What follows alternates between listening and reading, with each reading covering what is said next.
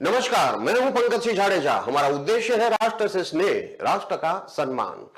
अब देखते हैं आज की दिन भर की टॉप हेडलाइन। पटना में तेज प्रताप के समर्थकों ने किया बवाल। जनशक्ति परिषद के कार्यकर्ताओं ने श्याम रजाक का पुतला फूंका।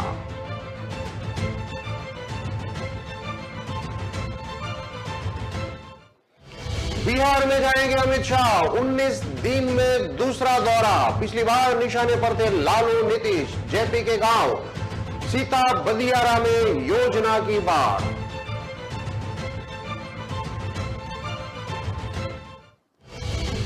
किडनी निकालने वाला डॉक्टर मुजफ्फरपुर से भूटान भागा। बिना एमबीबीएस की डिग्री के कर रहा था ऑपरेशन। नाम के आगे डॉक्टर लिखता था।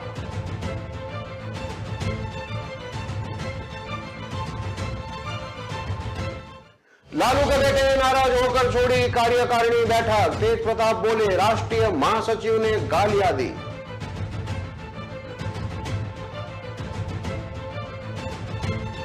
पटना में ट्रैक्टर ने 3 लोगों को कुचला, मौत। ट्रैक्टर छोड़ ड्राइवर फरार। पुलिस ने ट्रैक्टर को किया जब्त।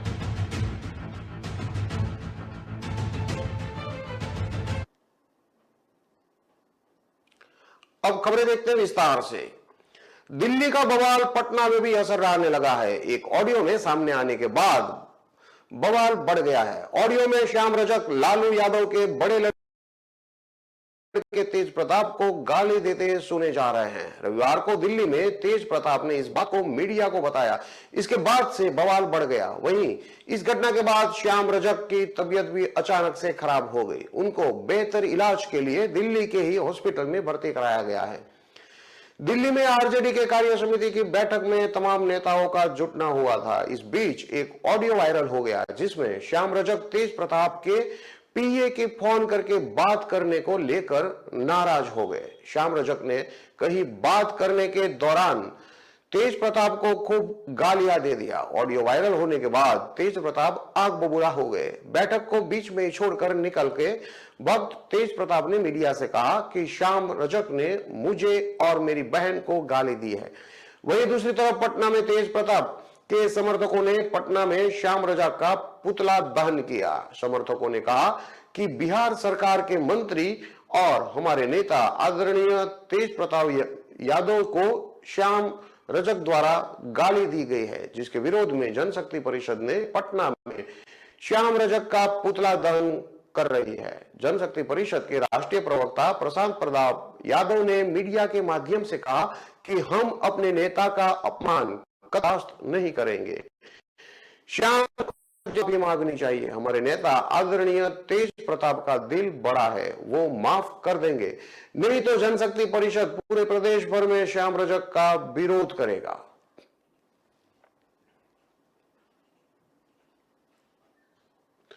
लोक नायक जयप्रकाश नारायण की जयंती पर गृह मंत्री अमित शाह 11 अक्टूबर को बिहार जा रहे हैं।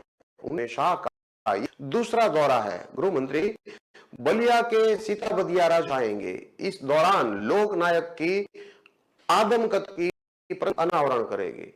कार्यक्रम में मुख्यमंत्री योगी आदित्यनाथ के साथ कई अन्य केंद्रीय मंत्री और प्रदेश सरकार के कई मंत्री, सांसद, विधायक भी शामिल हो गए। जेपी की 120वीं जयंती को लेकर भाजपा ने बड़े कार्यक्रम का आयोजन किया है। तो जनता दल यूनाइटेड की तरफ से नीतीश कुमार सीता बदियारा तो नहीं जाएंगे, लेकिन उससे पहले उन्होंने हक जता दिया है। नीतीश ने बताया है कि जेपी के असली शिष्य वही है और जेपी के मुताबिक उन्होंने ही काम किया है। ऐसे में दोनों दलों की तरफ से जेपी के गांव सीता बदियारा में योजनाओं की बौछार हो रही है।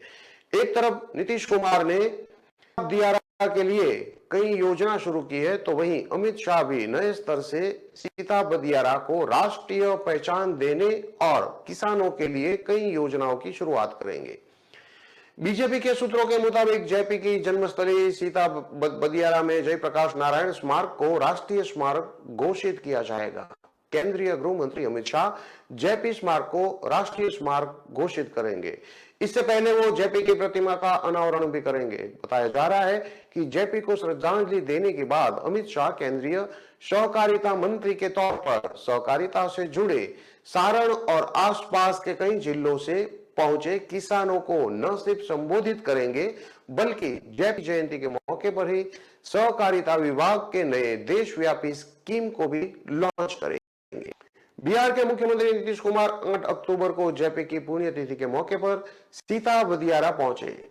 इससे एक दिन पहले 7 अक्टूबर को सीएम नीतीश कुमार ने वीडियो कॉन्फ्रेंसिंग के जरिए लोकनायक जयप्रकाश नारायण के गांव बदियारा में कई विकास कार्यों का लोकार्पण भी किया, जिनमें लोकनायक जयप्रकाश स्मृति भवन, सह पुस्तकालय, सीता बदियारा से मेन रोड तक नए बने रोड का लोकार्पण करने के साथ सीएम ने यहां अतिरिक्त स्वास्थ्य केंद्र बनाने की घोषणा भी की। इस स्वास्थ्य केंद्र का नाम जयपी की पत्नी प्रभावती देवी के नाम पर होगा। केंद्रीय गृह मंत्री अमित शाह पूर्णिया की सभा में 31 मिनट तक नीतीश और लालू पर बरसते रहे।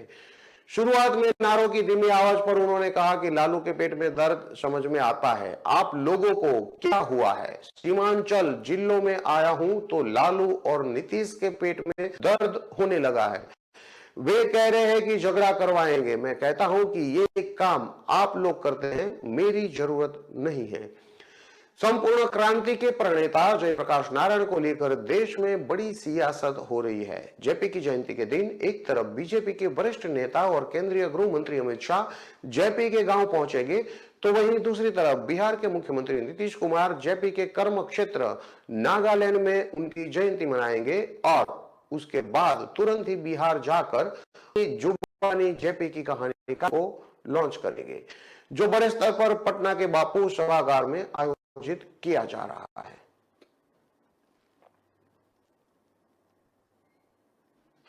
मुजफ्फरपुर में 33 साल की सुनीता की दोनों किडनी निकालने वाला डॉक्टर देश भूटान फरार हो गया है। मामले की जांच कर रहे डीएसपी मनोज कुमार पांडे ने बताया कि दूसरा आरोपी भी बिहार के बाहर है। वो बार बार अपना मोबाइल नंबर भी बदल रहा है। वही सूत्रों के मुताबिक फिलहाल वो पश्चिम बंगाल में छिपा हुआ है। 1 महीना बीत जाने के बाद भी पुलिस के हाथ इस मामले में खाली है। कार्रवाई के नाम पर आरोपी के क्लिनिक पर एक छोटा सा ताला लगा दिया गया है। मामले की अगुवाई कर रहे मुजफ्फरपुर के डीएसपी मनोज कुमार पांडे ने बताया कि कार्रवाई के लिए 3 अलग अलग टीम बनाई गई है। इसमें टेक्निकल सेल की भी मदद ली गई है। बाकी रटाया जवाब छापेमारी जारी है। आरोपियों की गिरफ्तारी के लिए कोर्ट से वारंट की अपील की गई है। बहुत जल्द आरोपियों को गिरफ्तार कर लिया जाएगा। आरोपी के किडनी के कारोबार से जुड़े होने के सवाल से भी वे इनकार करते रहे। मनोज पांडे ने बताया कि अभी तक इसके कोई साक्ष्य नहीं मिल पाए हैं। पवन कुमार पर पहले भी एक केस दर्ज होने की बात सामने आ रही है। ग्रामीणों ने बताया कि उस मामले को शांत कर लिया गया है। जब इस पूरे मामले की पड़ताल की तो कई चौंकाने वाले मामले सामने आए हैं। मुजफ्फरपुर शहर से लगभग 35 किलोमीटर दूर सकरा थाना के बरियापुर में पिछले 3 साल से पवन नाम का ये झोला छाप डॉक्टर लोगों की जिंदगियों से खिलवाड़ कर रहा था। उसके पास एमबीबीएस की कोई नहीं थी, फिर भी वो प्रिस्क्रिप्शन पर अपने नाम के आगे डॉक्टर लगाता था। अपने प्रिस्क्रिप्शन पर वह दावा करता था कि उसके शुभकांत क्लिनिक में हार्ट, ऑर्थोपेडिक और पेट से जुड़े कई मेजर ऑपरेशन किए जाते। जिस क्लिनिक में वो ऑपरेशन करता था वह धान के खेत के बीच में है। आगे एक मवेशी बंधे रहते हैं। चारों तरफ कचरा फैला हुआ है। छत के नाम पर टूटी फूटी एस्बेस्टस के पतरे लगे हुए हैं। यहाँ न पंखे की व्यवस्था है, न पीने की साफ पानी की। हालात ये है कि मेडिकल इक्विपमेंट भी यहाँ नहीं है। चौकी पर मेजर सर्जरी की जा रही थी। स्थानीय लोगों की माने तो पिछले 3 साल से इस जगह पर ये न केवल लोगों को सर्दी और बुखार का इलाज करता था, बल्कि कई मेजर सर्जरी भी करता था। स्वास्थ्य विभाग को इसकी भनक तक नहीं लगी। यह सब कुछ 500 मीटर की दूरी पर हो रहा था, लेकिन इसकी खबर न पुलिस को लगी न विभाग को। जब किडनी कांड का मामला सामने आया तब स्वास्थ्य विभाग के आला अधिकारी इस क्लिनिक में पहुंचे। उनके मुताबिक इस क्लिनिक में सर्जरी क्या मामूली रूप से बीमार का इलाज करना भी संभव नहीं है। मुजफ्फरपुर के सिविल सर्जन यूसी शर्मा ने बताया कि किडनी कांड के बाद झोलाछाप डॉक्टर के खिलाफ कार्रवाई की जा रही है। हालांकि इस मामले में एक भी केस नहीं किया गया है। उनका दावा है कि विभिन्न प्रखंडों में 130 क्लिनिक को बंद किया है। ये झोलाछाप डॉक्टर केवल क्लिनिक ही नहीं चला रहा है, बल्कि इनके यहाँ गॉल ब्लैडर में पथरी, बच्चेदानी निकालने और हर्निया जैसे ऑपरेशन भी ये खुद ही करने लगे हैं। ये सीधे साधे लोगों की जिंदगी को खतरे में डाल रहे हैं, लेकिन इनकी सूद लेने वाला कोई नहीं है। इन पर गाहे बगाहे कार्यवाही होती भी है, लेकिन कुछ ही समय बाद ये से शुरू हो जाते हैं। बिहार में स्वास्थ्य व्यवस्था इन झोलाछाप पर इस कदर निर्भर है कि सरकार अगर सख्ती से इन पर पाबंदी लगा दे तो पूरी व्यवस्था ही आने लगेगी। झोलाछाप डॉक्टरों का अस्तित्व बिहार में एक खुला हुआ रहस्य है।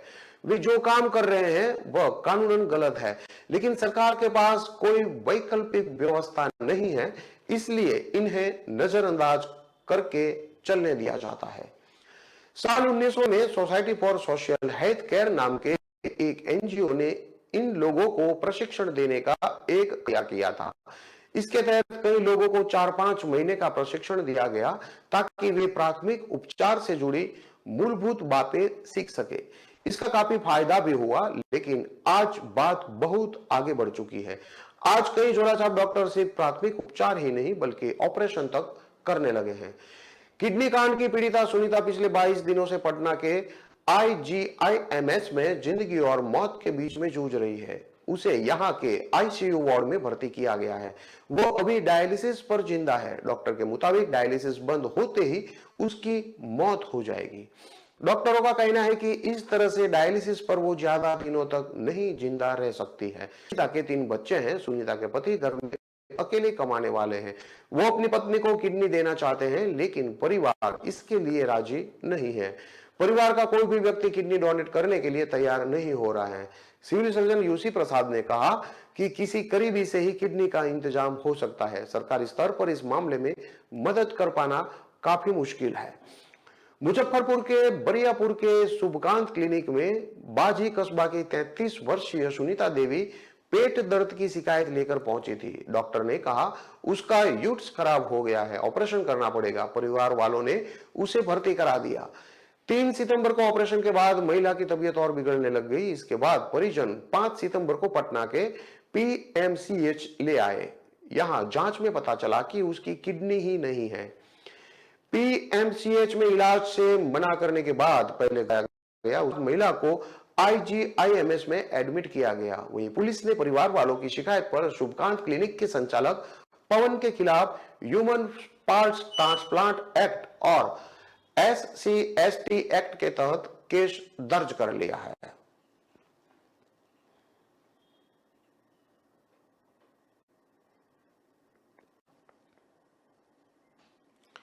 दिल्ली में रविवार को राष्ट्रीय जनता दल की राष्ट्रीय कार्यकारिणी बैठक में बवाल हो गया। लालू यादव के बड़े बेटे तेज प्रताप ने पार्टी के राष्ट्रीय महासचिव श्याम रजक पर गाली गलौज करने का आरोप लगाया और बैठक छोड़कर बाहर निकल गए। इस बवाल के बाद श्याम रजक की तबीयत अचानक खराब हो गई। वो बेहोश हो गए। उन्हें बिहार निवास से हॉस्पिटल ले जाया गया। तेज प्रताप ने कहा कि श्याम रजक ने हमें गंदी गंदी गालियां दी है। जब हमने कल कार्यक्रम और टाइमिंग के बारे में पूछा तो हमारे पीए को और हमारी बहन को गाली दी। तेज प्रताप ने दावा किया कि उनके पास श्याम रजक से बातचीत का ऑडियो भी है। तेज प्रताप ने इसे सोशल मीडिया पर पोस्ट कर पूरे बिहार की जनता को सुनाने की बात कही है। उन्होंने कहा कि ऐसे भाजपा और आरएसएस वाले लोग को संगठन से बाहर किया जाए। कोई गाली सुनने के लिए यहां बैठेगा क्या? इस बवाल के बीच एक ऑडियो सामने आया है। कहा जा रहा है कि इसमें श्याम रजक की आवाज है। इसमें वे किसी काम के लिए दूसरे शख्स से बात कर रहे हैं। वे कह रहे हैं कि मंत्री हो गया है तो पीए फोन कर रहा है। हम लोग भी मंत्री थे, हम डायरेक्ट बात करते थे, पीए से बात नहीं करवाते थे। इसके बाद ऑडियो में एक आपत्तिजनक शब्द का इस्तेमाल किया गया है। श्याम रजक ने कहा कि मैं पार्टी का मजदूर हूं, उनकी पार्टी है, वे चाहे तो निकाल दे। मेरे भतीजे का निधन हो गया था, इसके बावजूद मैं पार्टी की बैठक में शामिल हुआ। आपको बता दें कि श्याम रजक बिहार सरकार के कई विभागों में मंत्री रह चुके हैं। दिल्ली की राष्ट्रीय कार्यकारिणी की बैठक की तैयारी में वे काफी दिनों से लगे थे। तेजस्वी ने कहा कि हो सकता है हम सबको खुश न रख पाए। उप मुख्यमंत्री तेजस्वी यादव ने कहा कि एक बात समझने की जरूरत है कि हो सकता है कि हम सबको खुश न रखे, हो सकता है कि हम भी सबसे खुश न हो, लेकिन जो बड़ी लड़ाई है सभी साथी है, हम लोग एक टीम है। मेरा उससे नहीं बनता, हम आप पसंद नहीं, आपको हम पसंद नहीं, यह ह्यूमन नेचर है, इसे बदला नहीं जा सकता।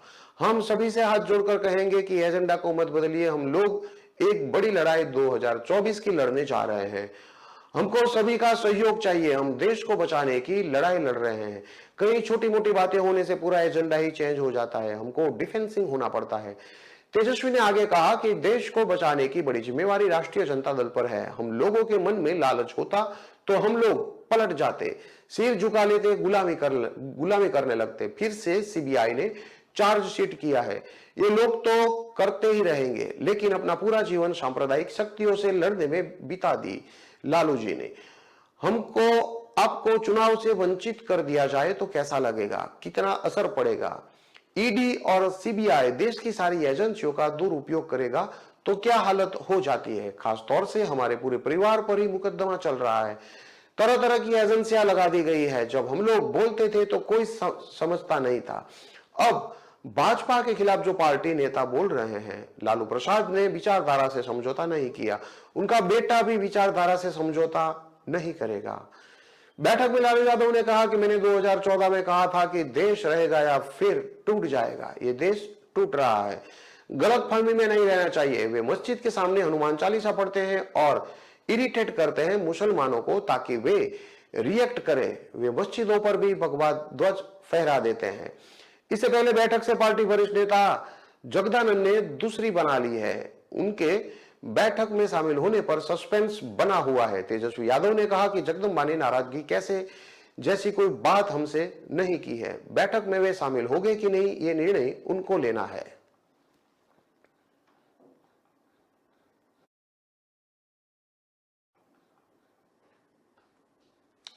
खबरों में लेते हैं अब एक छोटा सा विराम।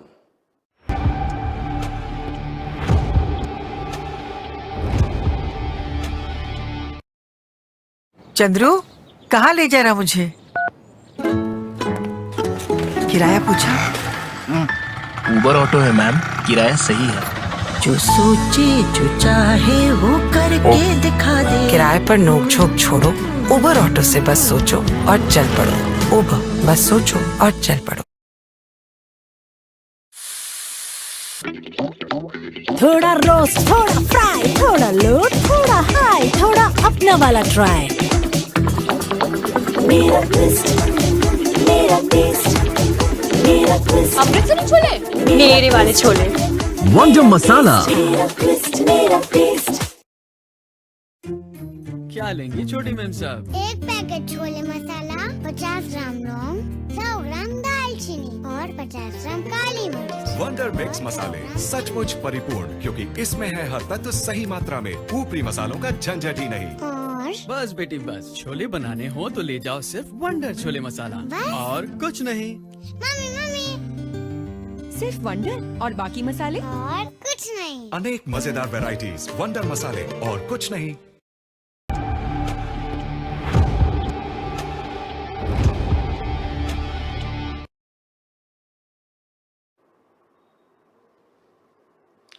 विराम के बाद एक बार फिर से आपका स्वागत है। अब देखते हैं आगे की और खबरें। पटना के रानी तालाब थाना क्षेत्र में शनिवार की देर रात एक अनियंत्रित ट्रैक्टर में नाना नानी और नाती को कुचल डाला। इस हादसे में तीनों को इलाज के लिए पटना के पीएमसीएच में रेफर कराया गया, जहां रविवार की सुबह तीनों की मौत हो गई। पुलिस ने तीनों लोगों के शव को अपने कब्जे में लेकर पोस्टमार्टम के लिए भेज दिया गया है। घटना के बारे में बताया जा रहा है कि शनिवार की देर रात का काब गांव के निवासी फूलन राम, देवंती देवी एवं रजनीश कुमार के साथ जलपुरा से कब गांव जा रहे थे। इस क्रम में कल्पा गांव से एक तेज रफ्तार से आ रही ट्रैक्टर काब गांव के मुख्य मार्ग पर तीनों को कुचल डाला। बताया जा रहा है कि घटना को अंजाम देने के बाद ट्रैक्टर एक गड्ढे में जा गिरा। गड्ढे में गिरते ही ट्रैक्टर का ड्राइवर गाड़ी छोड़कर फरार हो गया। घटना की सूचना मिलते ही स्थानीय लोग मौके पर पहुंचे और इसकी सूचना रानी तालाब थाने को दी। सूचना पाकर मौके पर पहुंची पुलिस ने तीनों घायलों को इलाज के लिए पटना के पीएमसीएच में भर्ती कराया, जहां इलाज के दौरान रविवार की सुबह तीनों की मौत हो गई। रानी तालाब थाना प्रभारी विमलेश कुमार ने बताया कि तीनों लोगों को पोस्टमार्टम के लिए भेजा गया है और ट्रैक्टर ड्राइवर की तलाश की जा रही है। थाना प्रभारी ने बताया कि तीनों एक ही परिवार के सदस्य हैं, जिसमें नाना नानी और नाती की मौत हो गई है। इलाज के दौरान ये तीनों की मौत हो गई थी। शहरी निकाय चुनाव के तारीखों के टलने के बाद से आरोप प्रत्यारोप का दौर जारी है। इस मामले में जेडीयू और बीजेपी आमने सामने आ गए हैं। नीतीश कुमार ने मीडिया से बात करते हुए कहा कि अब तक से 4 बार पंचायत चुनाव और 3 बार शहरी निकाय चुनाव हो गया है। इसके बाद इस पर कुछ बोलना दुर्भाग्यपूर्ण होगा। नीतीश कुमार मीडिया से बात करते हुए सम्राट चौधरी को लड़का बोलकर संबोधित किया। कहा, किस लड़के को ले आए हैं जो पहले आरजेडी में था, फिर जेडीयू में आया और आजकल बीजेपी में है। इसके पिता को हमने ही सम्मान दिया था इस गांधी मैदान में, और आज वो लड़का क्या कर रहा है, अनाप शनाप बोल रहा है। इस पर सम्राट चौधरी ने अपने आवास पर प्रेस वार्ता का आयोजन कर नीतीश कुमार की कुंडली खोल दी। सम्राट ने नीतीश कुमार के पॉलिटिकल सफर को सामने रखा। सम्राट चौधरी ने कहा कि एक लड़का 1974 में जयप्रकाश के सिद्धांतों की बात कर राजनीति में आया और 2 साल में उस सिद्धांत को भूल गए। कर्पूरी ठाकुर के सिद्धांतों पर भी नहीं चल पाया। वह लड़का 1977 का चुनाव हार जनता पार्टी से, 1980 में वही लड़का चुनाव हारा जनता पार्टी सेक्युलर से। पहली बार वो लड़का 1985 में विधायक बना, फिर जनता दल से 1989 में पहली बार सांसद बना, 1991 में सांसद बना, फिर 1996 में समता पार्टी से सांसद बना। जो लड़का अपने जीवन काल में 7 बार पार्टी बदल चुका है, वो क्या किसी को पार्टी बदलने पर ज्ञान देगा। नीतीश कुमार ना जाने कितने सहयोगियों की राजनीतिक हत्या कर चुके हैं। सम्राट चौधरी ने बताया कि मेरे पिता के कहने पर समता पार्टी का गठन किया गया था। नीतीश कुमार मेरे पिता से 20 साल छोटे हैं। नीतीश कुमार ने मेरे पिता का पैर पकड़ा और कहा, हमको मुख्यमंत्री घोषित कराइए। मेरे पिता ने नीतीश कुमार को मुख्यमंत्री उम्मीदवार घोषित करवाया था।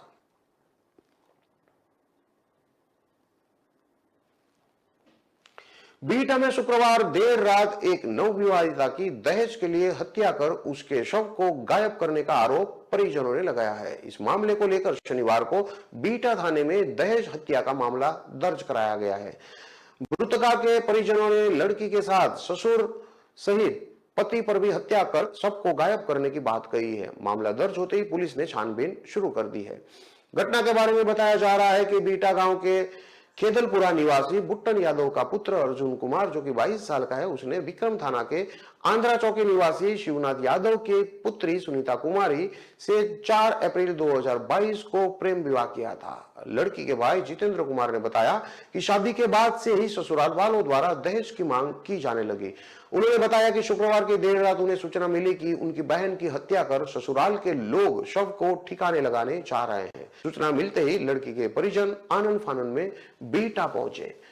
मृतका सुनीता कुमारी के पिता शिवनाथ यादव ने बताया कि उनके वहां पहुंचते ही परिजन लोग लड़की के शव को लेकर फरार हो गए। घटना के बाद उन्होंने इसकी लिखित आवेदन बीटा थाने में दी है। बीटा थाना प्रभारी ने बताया है कि दहेज हत्या का मामला दर्ज कराया गया है। पुलिस मामले में छानबीन कर रही है। पटना सिटी के चौक थाने की पुलिस ने मंगल तालाब से शनिवार को एक युवक का शव बरामद किया है। बताया जा रहा है कि युवक की बीते रात से अपने घर से नानी के घर जाने की बात कर निकला था। मामला प्रकाश में आते ही पुलिस मामले की छानबीन में जुट गई है। घटना के बारे में बताया जा रहा है कि पटना सिटी के बाद मोहल्ला निवासी मोहम्मद दानिश, जो कि 20 साल का है, वो शुक्रवार की देर रात अपने घर से नानी के घर जाने की बात कहकर घर से निकला था और रात भर कर नहीं लौटा। शनिवार की सुबह स्थानीय लोगों ने यह बताया कि उनके बेटे का शव मंगल तालाब में डूबा हुआ है। सूचना मिलते ही परिजन आनंद फानन में मंगल तालाब पहुंचे और इसकी जानकारी पटना सिटी चौक थाने को दी। जानकारी मिलते ही चौक थाने की पुलिस मौके पर पहुंची और मंगल तालाब से युवक का शव बरामद किया है। मोहम्मद दानिश के पिता मोहम्मद रशीद ने बताया कि वह हवाई ऑटो चलाया करता था। पुलिस ने मोहम्मद दानिश के शव को अपने कब्जे में लेकर पोस्टमार्टम के लिए भेज दिया है। बातचीत के क्रम में मौके पर उपस्थित पटना सिटी चौक थाने के सब इंस्पेक्टर रमेश कुमार ने बताया कि पोस्टमार्टम रिपोर्ट आने के बाद मामला स्पष्ट हो जाएगा। बिहार में मानसून जाते जाते मेहरबान है। बगहा और नेपाल के तराई क्षेत्रों में लगातार हो रही बारिश के कारण गंडक नदी का जलस्तर तेजी से बढ़ रहा है। वाल्मीकि नगर बराज के 36 गेट खोले गए हैं। इससे गंडक में भारी उफान है। गोपालगंज के 6 जिले अलर्ट पर है। इधर मौसम विभाग ने अगले 3 दिनों के तक बिहार में भारी बारिश होने की संभावना जताई है। पोस्ट मॉनसून का असर अभी भी पूरे राज्य भर में देखने को मिल रहा है। राज्य में फिलहाल पूर्वी और दक्षिण पूर्वी हवाएं चल रही है, जिसके चलते राज्य में बारिश लगातार जारी है। मौसम विभाग ने अगले 24 घंटों तक बिहार के 16 जिलों में बारिश और आकाशीय बिजली को लेकर अलर्ट जारी किया है। बिहार में इस बार दिवाली और छठ पूजा से पहले ठंड की एंट्री हो सकती है। गंडक नदी में 4,40,000 क्यूसेक पानी छोड़ा गया है, जो निचले इलाके के लिए आफत बन गई है।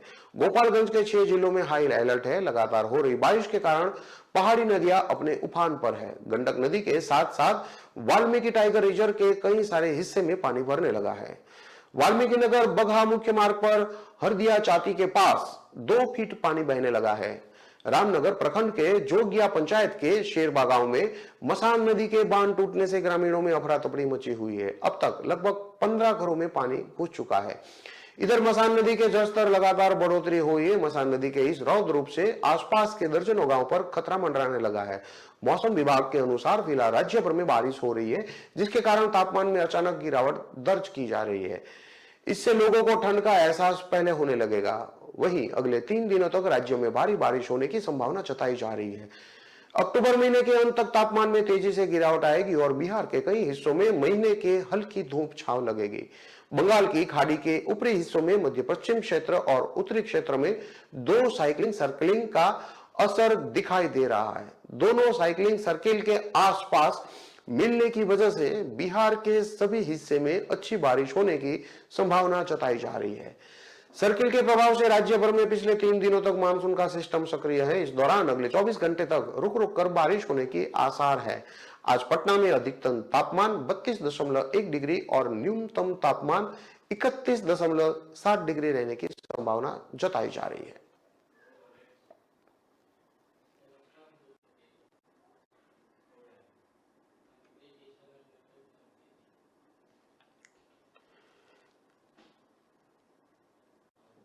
इन सारी खबरों को विस्तार से पढ़ने के लिए आप हमारे वेबसाइट का भी प्रयोग कर सकते हैं। हमारा वेब का पता है www.kalamkartavya.com। हमारी कलम ही हमारा कर्तव्य के उद्देश्य के साथ खबरों को आप राष्ट्र प्रथम के साथ देखते रहिए। नमस्कार।